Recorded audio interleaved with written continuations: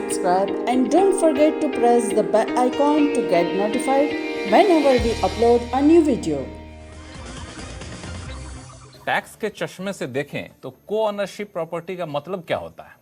बिल्कुल लक्ष्मण जी, income tax act की section 26 जिसके तहत इनकम फ्रॉम हाउस प्रॉपर्टी को गिनती की जाती है, उसमें इसके बारे में ये कंसेप्ट दिया गया है कि जब कोई भी मिल्कत में आपने निवेश किया हो और वो आपने साझेदारी में ली है, माना आप, आपकी पत्नी, आपके बेटे के साथ आपने मिलजुल कर कोई प्रॉपर्टी ली है, तो उसको को ओनरशिप माना कि साझेदारी में ली गई हुई प्रॉपर्टी। तो ये साझेदारी का मतलब क्या होता है? क्या सिर्फ रजिस्ट्री के पेपर पे नाम होना, या फिर प्रॉपर्टी खरीदते वक्त पैसा हम भी दें और जो को ओनरशिप है वो भी पैसा दें तभी मानी जाएगी, या फिर बराबर बराबर पैसा देना जरूरी होता है? क्या होता है?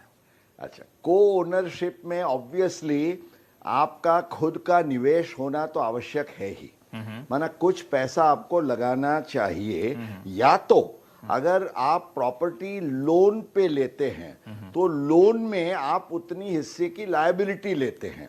अब ये 50-50 भी हो सकता है, या तो अलग अलग परसेंटेज के बेसिस पर कोई 20-80 में करे, 60-40 में करे, जैसे भी आपने निवेश किया हो, या तो आपने हाउसिंग लोन का कोई पैसा उस प्रोपोर्शन में लगाया है, उस तरीके से को ओनरशिप को माना जाता है। तो ये कुल मिला के ये हो कि सिर्फ कागज पे नाम होना जरूरी नहीं है, बल्कि उस प्रॉपर्टी के खरीदने में आप भी अपना कुछ योगदान करिए, तभी आप को ओनर माने जाएंगे, टैक्स के लिहाज से कहें।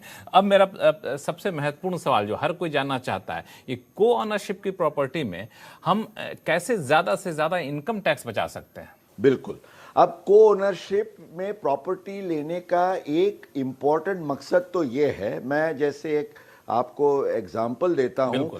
मान लीजिए एक आप 50 लाख या 60 लाख की कोई प्रॉपर्टी ले रहे हैं और उसके लिए आपको थोड़ी हाउसिंग लोन भी लेनी है। अब जो आपको इंटरेस्ट ऑन हाउसिंग लोन का डिडक्शन मिलता है वो केवल 2 लाख के तक सीमित है। अब आज आप 8% के हिसाब से भी हाउसिंग लोन का इंटरेस्ट गिनिए तो 25 लाख की लोन आएगी।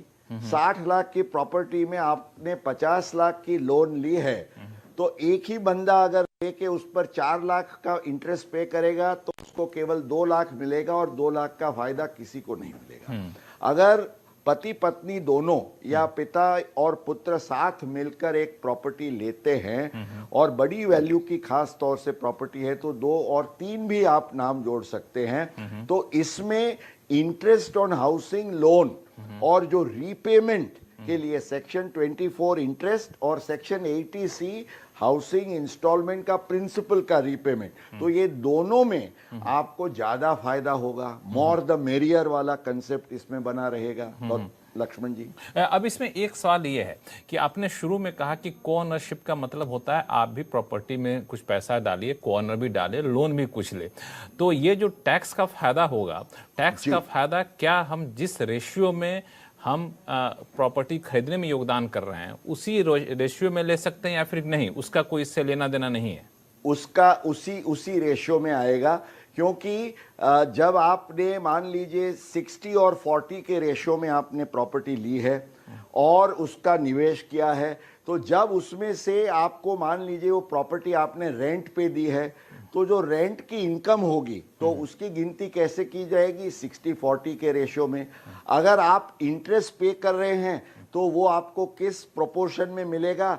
60-40 के प्रोपोर्शन में अगर आपने हाउसिंग लोन की लायबिलिटी ली है तो उस तरीके से मिलेगा। तो फिर इसमें ये जो डिडक्शंस हैं आपको डिसाइड करना है कि कितना। अब मान लीजिए आप चाहते हैं कि आपका को ओनर है उसको 2 लाख तक का भी डिडक्शन मिल जाए, तो उसका contribution of investment can be a smaller amount. और अगर बड़ी प्रॉपर्टी है तो जैसे मैंने आपको बताया 2 से ज्यादा भी नाम हो सकते हैं, तो वो आप प्लान कर सकते हैं अपनी सहूलियत के हिसाब से व्हाट इज बेस्ट।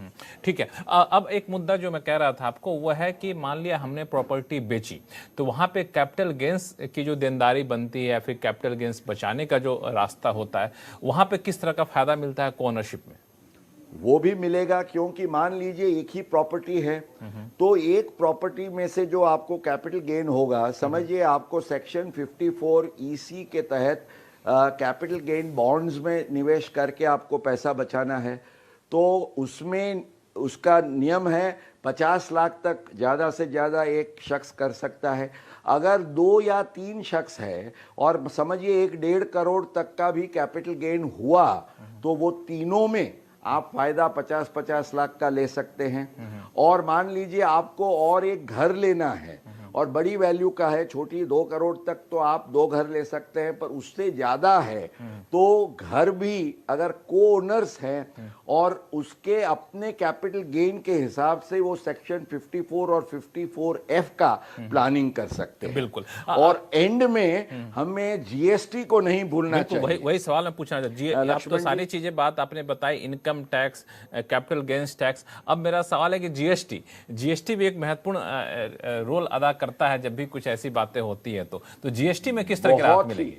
अब समझिए, बिल्कुल जीएसटी में क्या है कि आज आप जानते हैं कि जीएसटी में जो बेसिक आपका एग्जम्पशन है रेंटल इनकम के तहत, वो है 20 लाख का।